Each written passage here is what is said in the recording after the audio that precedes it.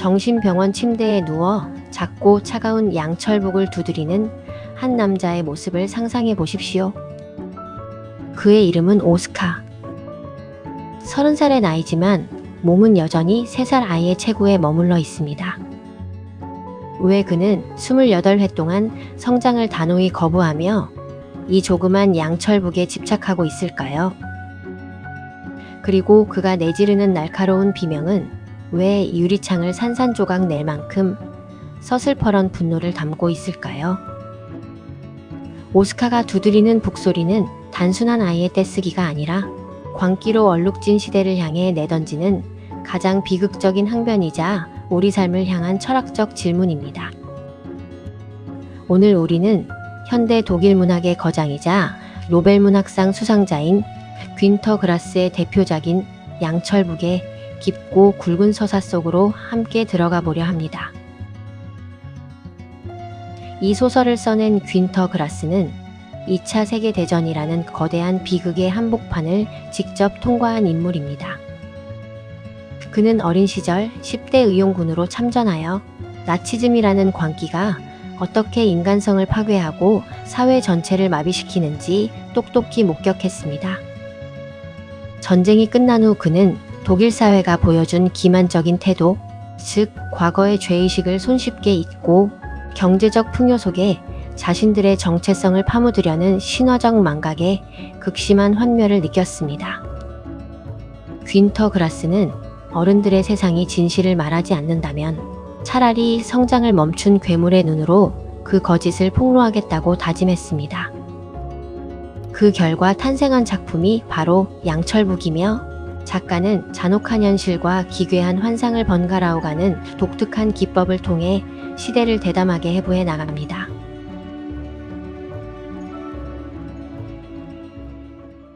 이야기의 출발점은 1899년 발트 해연안의 자유도시 단치이의 쓸쓸한 감자밭으로 거슬러 올라갑니다. 오스카의 외할머니 안나 브론스키는 쌀쌀한 바람이 불어오는 가을 들판에서 넓은 치마를 4겹이나 껴입고 감자를 구워 먹던 무뚝뚝하고 억척스러운 카슈부족 여성이었습니다. 어느 날 자갈을 실은 방화범으로 쫓기던 폴란드인 요제프 코리아이체크가 경찰들의 추적을 피해 감자밭으로 도망쳐왔고 안나 할머니는 사태를 파악하곤 아무 말 없이 자신의 4겹 치마를 걷어올려 그를 치마 및 그늘 속에 숨겨주었습니다. 흙냄새와 연기 냄새가 자욱한 그 어둡고 넓은 치마 속에서 기묘한 연정이 싹텄고 그렇게 오스카의 어머니인 아그네스가 세상에 태어나게 됩니다. 훗날 아그네스의 몸에서 태어난 주인공 오스카는 태어나는 그 첫 순간부터 보통의 아기들과는 완전히 다른, 즉 이미 성숙한 어른의 지성과 냉철한 이성을 완성한 채 태어난 기괴한 정체성의 소유자였습니다. 전구불빛이 환하게 비추는 산실에서 세상에 첫 발을 디딘 순간 오스카는 갓 태어난 아기의 멍한 상태가 아니라 이미 세상을 모두 파악하고 있는 서늘한 관찰자의 눈으로 주변을 둘러보았습니다. 그는 방 안에 켜져 있던 60와트짜리 전구불빛을 정확히 인지했고 자신을 둘러싼 어른들이 내뿜는 욕망의 악취와 허위의식을 단번에 알아차렸습니다. 어머니의 따뜻했던 뱃속을 떠나 세상의 빛을 보는 순간 앞으로 자신이 둘러싸이게 될 어른들의 세계가 얼마나 어리석고 타락했는지를 본능적으로 깨달았던 것입니다. 오스카는 신체만 아기의 탈을 쓰고 있을 뿐 그 내면은 세상의 온갖 가식과 거짓을 꿰뚫어보는 서늘하고 지적인 성인이 들어앉아 있었습니다. 어머니 아그네스는 겉으로는 자상하고 호탕해 보이지만 나치 사상에 쉽게 물들어가는 독일인 남편 알프레드 마체라트와 가정을 꾸렸습니다. 하지만 동시에 그녀는 자신의 사촌이자 우유부단한 폴란드인 첫사랑 얀 브론스키와의 밀회를 결코 멈추지 못하는 죄의식과 욕망 사이에서 끊임없이 번민하는 유약한 여성이었습니다. 이 세 사람, 즉 독일인 마체라트와 폴란드인 얀 브론스키, 그리고 그 사이에서 갈팡질팡하는 어머니 아그네스는 매주 일요일마다 모여 카드놀이인 스카트를 치며 기묘하고 타락한 삼각관계를 이어갔습니다. 날 때부터 성인의 자아를 가졌던 아기 오스카는 식탁 및 어두운 구석에 누워 그 어른들의 불결한 다리와 조잡한 스킨십, 그리고 겉과 속이 다른 거짓 대화들을 가만히 지켜보았습니다. 자신이 누구의 아들인지조차 불분명한 이 무책임하고 위선적인 어른들의 도덕성 앞에서 어린 오스카는 세상에 대한 서늘하고 깊은 환멸을 느끼게 됩니다. 여기서 우리는 첫 번째 질문과 직면하게 됩니다. 우리는 타락한 세상에 맞춰 자라나는 것이 정답이라고 믿으며 살아갑니다. 하지만 세상 자체가 거대한 악으로 변해버린다면 과연 그 세상에 적응하여 어른이 되는 것이 올바른 성장일까요? 3살이 되던 날 어른들은 오스카에게 붉고 흰 원색의 아름다운 양철북 하나를 선물합니다. 그리고 바로 그날 오스카는 인생을 바꿀 결정적인 선택을 내립니다. 어른들의 더러운 세상에 편입되어 함께 타락하느니 차라리 자라지 않는 아이로 남아 이 세상을 방관하겠다고 결심한 것입니다. 그는 지하실 계단 아래로 스스로 몸을 던집니다. 그 의도적인 추락으로 인해 오스카의 신체는 3살의 크기에서 완전히 성장을 멈춰버립니다. 겉보기에는 가엾은 장애를 입은 불쌍한 아이처럼 보였지만 그 속에는 정교하고 서늘한 이성을 지닌 성인이 숨어 있었습니다. 그는 어른들의 동정과 방심을 역용하며 영리한 관찰자이자 조종자로 살아갑니다. 성장을 멈춘 오스카에게는 어른들의 압제와 위선에 맞서는 2가지 강력한 무기가 있었습니다.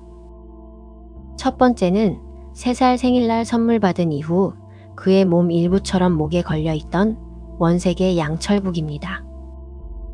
그가 북채를 쥐고 두드리기 시작할 때 그 북소리는 단순한 박자를 넘어 사람들의 억눌린 욕망을 일깨우거나 위선적인 집회를 한순간에 혼란으로 빠뜨리는 주술적인 힘을 발휘했습니다. 나치당이 세력을 확장하며 개최한 웅장하고 군대적인 집회 현장에서 오스카는 단상 및 어두운 구석에 몰래 숨어 들어갔습니다. 나치 대원들이 경직된 군가와 행진곡을 연주하며 대중의 광기를 선동할 때 오스카는 그 대찬 행진곡을 깨부수듯 경쾌한 3박자의 왈츠 리듬과 찰스턴의 4박자 리듬으로 북을 두드렸습니다. 그러자 단상 위의 정치가들과 광기에 사로잡혀 있던 대중은 자신도 모르게 나치의 군가 대신 낭만적인 왈츠에 맞춰 춤을 추기 시작했습니다. 웅장했던 제국주의 프로파간다가 한순간에 희극적이고 우스꽝스러운 춤판으로 전락하는 순간이었습니다. 오스카에게 양철북은 거창한 정치 슬로건이나 무력보다 강력한 광기 어린 권력을 조롱하고 무력화시키는 예술적 저항의 도구였습니다. 그렇다면 힘없는 개인은 거대한 권력과 집단적 광기 앞에서 무력하게 당하고만 있어야 할까요? 오스카의 2번째 무기는 어른들의 가식적인 세상과 물리적 질서를 깨뜨릴 수 있는 초자연적인 비명이었습니다. 어른들이 그를 억압하려 하거나 그의 유일한 안식처인 양철북을 강제로 빼앗으려 할 때마다 오스카는 목청을 높여 초음파와 같은 날카로운 비명을 질렀습니다. 오스카의 이 비명은 단순히 날카로운 소리에 그치지 않고 특정한 대상을 정확히 겨냥해 깨뜨려버리는 서늘하고도 예리한 파괴력을 지녔습니다.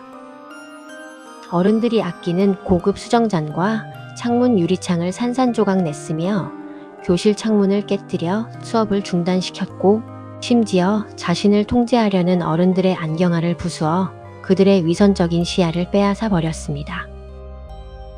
어른들이 쌓아 올린 견고한 통제와 규율의 세계는 3살짜리 아이의 비명 한 번에 힘없이 균열이 갔습니다.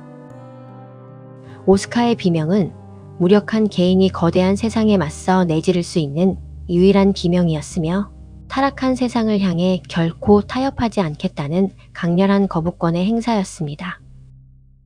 하지만 시간의 흐름 속에서 역사라는 폭주기관차는 더욱 거세게 달리기 시작합니다. 나치즘의 광기는 단치 도시 전체를 삼켜버렸고 오스카의 가정 역시 무참히 흔들립니다. 아버지 마체라트는 열렬한 나치 당원이 되어 갈색 제복을 입고 거리를 누볐으며 소심했던 얀 브론스키는 공포에 떨며 자신을 지키기에 급급했습니다. 한편 어머니 아그네스는 두 남자 사이의 기묘한 관계에서 오는 중압감과 죄책감, 그리고 해변에서 장어가 죽은 말 머릿속에서 기어나오는 참혹하고 비극적인 광경을 본 뒤 정신적으로 무너져 내립니다. 그녀는 거식증과 구토 증세에 시달리다가 생선 통조림만을 광기어린 듯 과식한 끝에 세상을 등지게 됩니다. 약자들이 가장 먼저 파괴되어 가는 와중에 오스카는 서커스단에서 만난 난쟁이 예술가 벨라 폰 바르텐베르크와 교류하며 어두운 세상을 관망합니다. 1939년 마침내 2차 세계대전의 포성이 울려 퍼지던 날 또 다른 비극이 도래합니다. 폴란드 우체국을 지키던 얀 브론스키는 나치 공격대의 포위망에 갇히게 됩니다. 오스카는 부서진 양철복을 수리하러 우체국에 들렀다가 그 참혹한 교전 한복판에 말려들게 됩니다.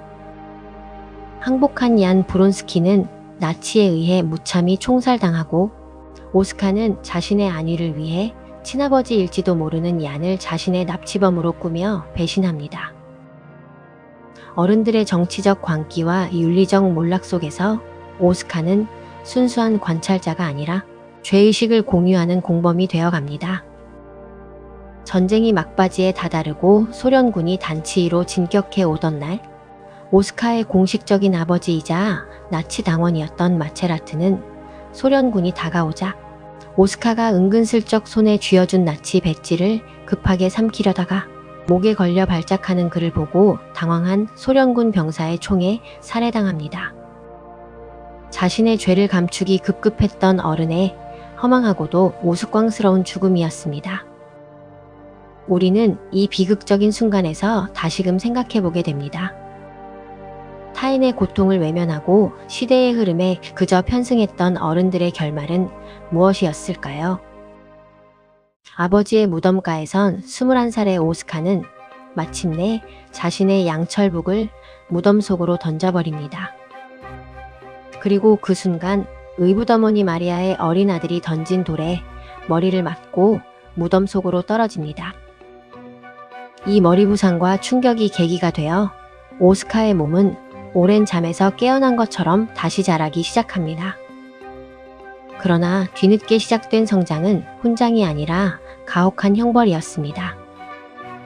뒤늦게 자란 그의 몸은 곱출하는 흉측한 신체적 기형을 남겼습니다. 어른들의 세상에 뒤늦게 발을 들여놓은 대가는 굽어진 척추와 고통스러운 통증이었습니다. 이것은 악한 시대와의 타협을 거부했던 인물조차도 결국 역사라는 거대한 범죄의 책임에서 완전히 자유로울 수 없음을 보여줍니다. 전쟁이 끝난 후 오스카는 피난민 대열에 섞여 서독의 뒤셀도르프로 이동합니다. 복구와 전후재건이 한창이던 그곳에서 그는 더 이상 어린아이가 아닌 기형의 성인으로 살아남아야 했습니다. 그는 묘비를 조각하는 석공으로 일하기도 하고 미술학교의 누드 모델로 서며 자신의 굽은 몸을 세상에 드러냅니다. 심지어 밤업소에서는 재즈밴드의 북잡이로 활약하며 풍요에 눈이 멀어 전쟁의 참상을 까마득히 잊은 독일인들에게 양철복 소리로 잊힌 기억과 죄의식을 환기시킵니다. 사람들은 그의 북소리를 들으며 과거의 슬픔과 참회를 떠올리고 눈물을 흘렸습니다. 전후 독일이 보여준 눈부신 경제성장과 복구의 기적 속에서도 오스카는 여전히 깊은 허무와 환멸을 느꼈습니다. 겉으로는 평화롭고 풍요로워 보였지만 사람들은 자신들이 과거에 저지른 참혹한 죄와 수치스러운 기억을 깨끗이 씻어낸 척 가식적인 웃음을 지으며 살아가고 있었기 때문입니다. 이러한 위선의 세상 속에서 오스카는 같은 하숙집에 살던 정결하고 아름다운 간호사 도로테아에게 깊은 집착과 연정을 품게 됩니다. 그러나 그녀는 어느 날 어두운 들판에서 의문의 살인을 당한 채 차가운 시신으로 발견되고 맙니다. 오스카는 친구 비트라와 개를 산책시키다가 썩어가는 도로테아의 반지 낀 손가락을 손에 넣게 됩니다. 그는 자신이 진짜 범인이 아니라는 사실을 누구보다 명백히 알고 있었지만 그 잘린 손가락을 자신의 유죄를 증명할 결정적 증거로 삼기로 결심합니다. 거짓된 도덕과 망각으로 가득 찬 세상 속으로 다시 걸어 들어가는 대신 완벽한 도피처이자 안식처를 찾기 위해서였습니다. 오스카는 지인인 비트라에게 자신을 경찰에 밀고 하도록 유도한 뒤 프랑스 파리로 도망치는 척하며 한 백화점의 에스컬레이터 위에서 일부러 경찰에 순순히 붙잡힙니다. 오스카는 자신이 저지르지 않은 살인 누명을 기꺼이 뒤집어쓰고 법원으로부터 정신 이상 판정을 받아 안전하고 평온한 정신병원으로 들어가는 길을 선택합니다. 그곳은 죄의식에 시달리는 바깥 세상과 완전히 격리된 그에게 있어 세상에서 가장 자유로운 성역이었습니다. 30살이 된 오스카는 그곳의 하얀 철제 침대에 누워 간병인 브루노가 전달해준 깨끗한 백지와 양철북을 마주합니다. 그리고 그는 어릴 적 독일 아이들이 부르던 전래동요 속 기괴한 존재, 즉 언제나 자신을 쫓아오던 검은 요리사를 떠올립니다. 그 검은 요리사는 오스카가 평생 도망치고자 했던 전쟁의 참상이자 시대를 외면했던 어른들의 죄의식 그리고 그 누구도 피할 수 없는 서늘한 죽음의 그림자였습니다. 성장을 거부하고 세상을 조롱했던 오스카조차 끝내 벗어나지 못했던 그 실체 없는 공포 앞에서 그는 작고 차가운 양철북을 다시 두드리며 유년 시절의 기묘한 기억과 시대의 비극을 서늘하고 감성적인 진홍곡처럼 기록해 나갑니다.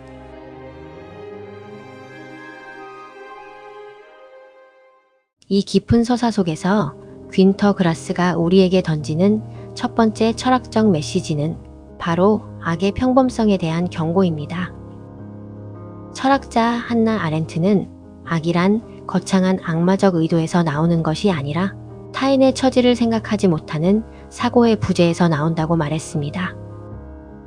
양철북 속의 어른들은 스스로 판단하기를 포기하고 시대의 광기에 순응한 자들이었습니다.